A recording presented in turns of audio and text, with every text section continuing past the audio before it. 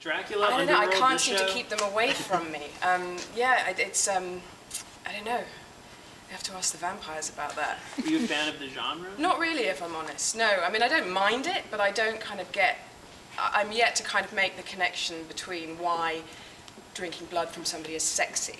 It doesn't quite float my boat, but I'm very interested in the immortality theme, really, more than anything else, and as a storyteller to kind of play out that relationship, the fact that Mick won't age and she will. That's what I'm interested in.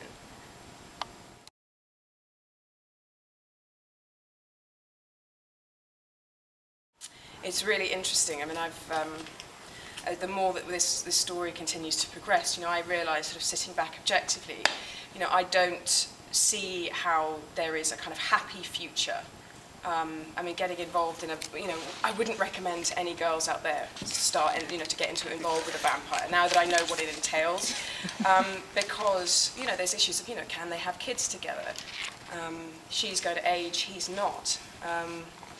So I don't know, but it'll be very, but they're madly in love with each other, so that kind of takes over from everything else.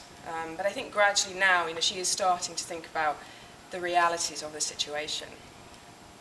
And as with any relationship, human on human, after a couple of months of hanging out, and you do get to that point where you say, well, where are we going then? Is there a future in this? So I expect that, there will be some kind of ultimatum at some point. There's going to have to be. Yeah, they brought in a new hunk to kind of spice things up a bit, so we'll see. I mean, at this point, it's purely a professional relationship between her and him.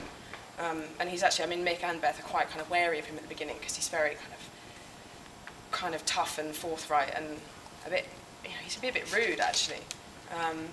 So I think she's only interested in him professionally at this point.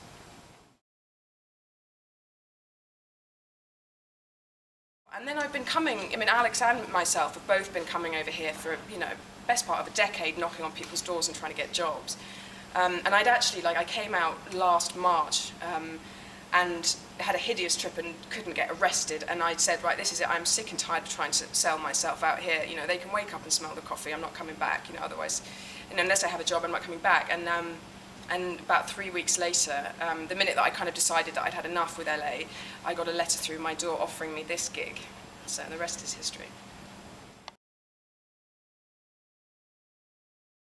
There's got to be other forms of life out here. I think we'd be incredibly self-centered to think that, us on planet Earth are the most powerful, the only thing out there.